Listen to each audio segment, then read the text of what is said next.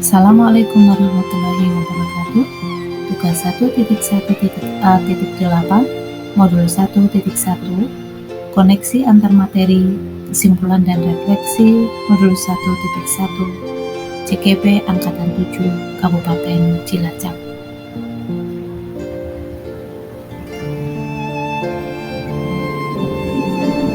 Perkenalkan, nama saya Sri Wahyuningsi, CKP Angkatan 7 dari SD Negeri Karangjati 01 Kecamatan Sampang, Kabupaten Cilacap. Berikut kesimpulan dan penjelasan pemikiran Ki Hajar Dewantara.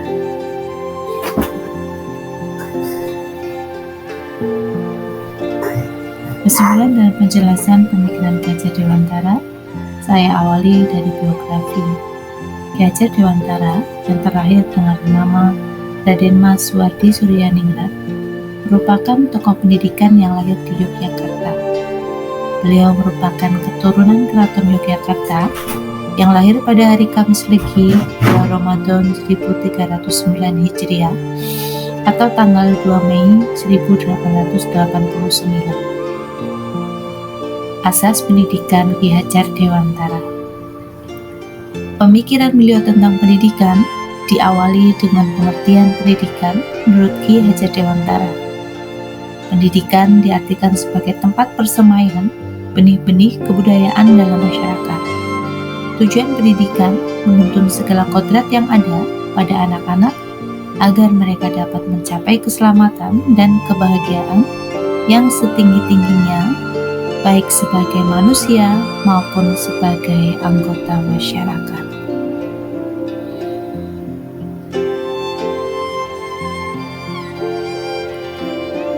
Dasar pendidikan menurut Ki Hajar Dewantara. Dasar pendidikan anak menurut beliau terkait dengan dua hal, yaitu kodrat alam dan kodrat zaman. Seorang anak jika dikaitkan dengan kodrat zaman, maka diharapkan mampu memiliki keterampilan sesuai dengan zamannya anak hidup. Misalnya saat ini, anak harus memiliki kemampuan abad 21. Sedangkan terkait kodrat alam, maka terkait dengan lokal sosial budaya di mana anak tersebut tinggal. Terkait konsep budi pekerti atau karakter, menurut Ki Hajar Dewantara, budi adalah perpaduan antara cipta karsa sehingga menciptakan karya. Pekerti terkait dengan tenaga atau raga. Dalam hal ini menguatkan jasmani. Tempat paling utama untuk melatih pendidikan sosial dan karakter bagi anak adalah keluarga. Peran orang tua adalah sebagai guru, penuntun, dan pemberi teladan.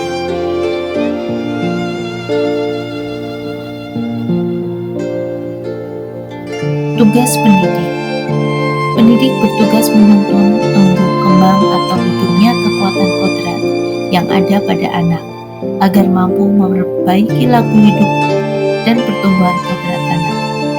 Selain itu, pendidik juga berperan sebagai pamong yang menunjukkan arah bagi anak supaya anak tidak kehilangan arah dan membahayakan diri sendiri. Pendidik juga harus mampu mengelola dirinya untuk hidup bersama dengan orang lain. Pendidikan harus memiliki sikap terbuka dengan perubahan, namun tetap harus berhati-hati. Pendidik harus mampu menjadikan potensi-potensi kultural yang dimiliki bangsa Indonesia sebagai sumber belajar.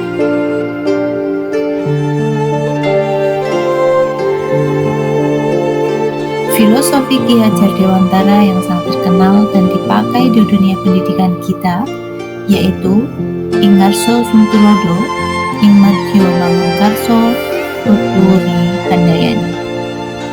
Pendidikan dan pendidik harus memandang anak dengan rasa hormat. Orientasi utama dalam dunia pendidikan adalah murid.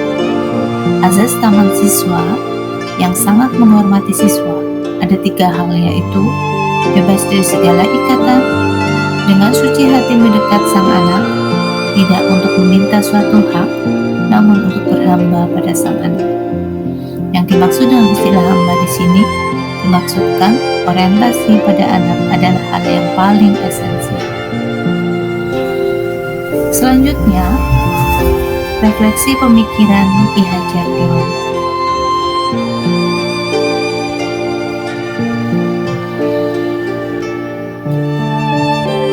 Refleksi pemikiran diawali dari pertanyaan, apa yang Anda percaya tentang pembelajaran di kelas sebelum Anda belajar modul 1.1?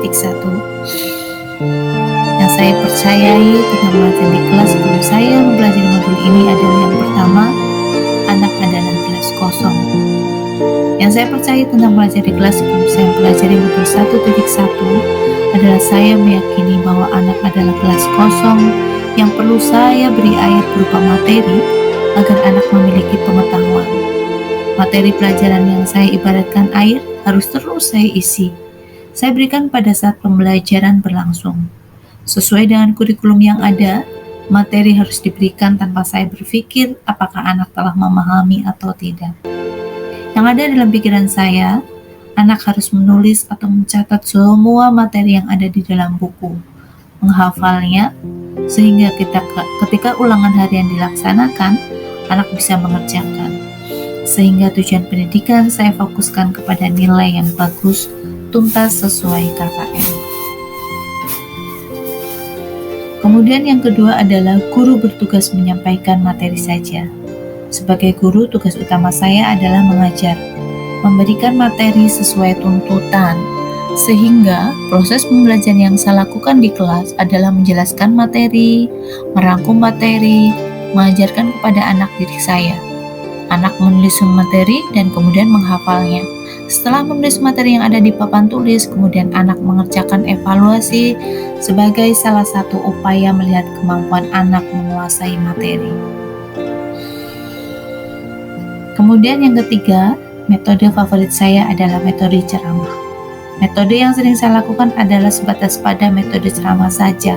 Sangat jarang saya menggunakan metode yang bervariasi yang membuat siswa senang selama proses pembelajaran. Seringkali saya merasa terganggu ketika anak berisik atau berjalan bermain di dalam kelas. Saya sangat senang ketika mereka diam memperhatikan saya. Saya berpikir dengan diamnya mereka telah memahami pelajaran yang saya berikan.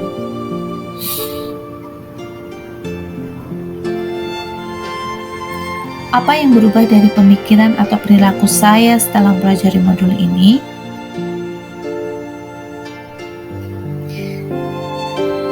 Yang pertama kali saya rubah setelah mempelajari pemikiran Ki Hajar Dewantara adalah cara pandang saya tentang siswa.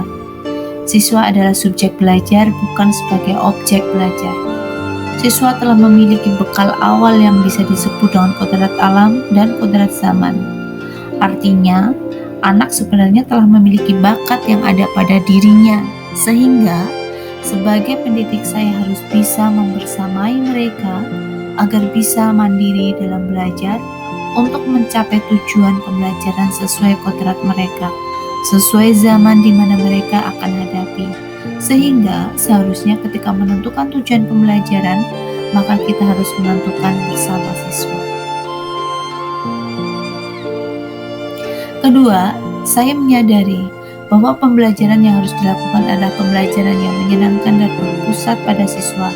Saya harus menggunakan metode yang bervariasi dengan pendekatan yang aktif, inovatif, dan menyenangkan dalam proses pembelajaran. Saya harus menciptakan pembelajaran yang bermakna dalam proses pembelajaran. Ketiga, sebagai pendidik, saya harus terus-menerus melakukan perbaikan proses pembelajaran yang menjadi tanggung jawab utama saya. Sebagai pendidik, saya tidak hanya bertugas sebagai pemberi materi saja. Selain sebagai mengajar, saya juga memiliki peran sebagai fasilitator. Saya juga harus bisa menjadi motivator untuk siswa. Saya harus bisa menjadi teladan yang baik bagi mereka. Selain itu, saya juga harus bisa menjadi sahabat yang baik untuk mereka. Saya harus bisa mengembangkan diri saya dengan sering melakukan introspeksi, meningkatkan kompetensi diri, mau bekerja sama dengan orang lain, dan mengembangkan kemampuan diri saya. Lalu, apa yang dapat segera saya lakukan agar lebih baik, agar kelas saya mencerminkan pemikiran Ki Hajar Dewantara? Yang pertama, saya harus menciptakan pembelajaran yang menyenangkan dan berpusat pada siswa, menggunakan metode yang bervariasi, serta menggunakan pendekatan pelajaran yang aktif, inovatif, kreatif, efektif, dan menyenangkan. Kemudian, saya harus menjadi teladan yang baik untuk siswa, menjadi motivator, fasilitator, dan sahabat bagi mereka. Saya harus terus memperbaiki diri saya dengan sering melakukan refleksi diri, meningkatkan kompetensi, bekerja sama dengan orang lain, serta mengembangkan kemampuan diri.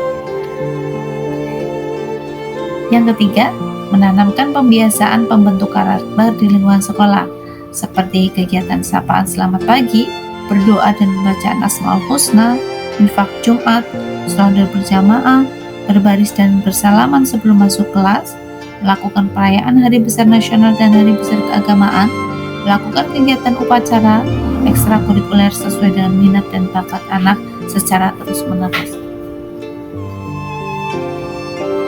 Kemudian yang terakhir, menjadikan lingkungan sekolah dan lingkungan di sekitar sekolah sebagai sumber belajar dan menjadikan alam sebagai kelas alternatif dalam proses pembelajaran. Demikian koneksi antar materi, kesimpulan dan refleksi modul 1.1. Terima kasih. Salam guru penggerak.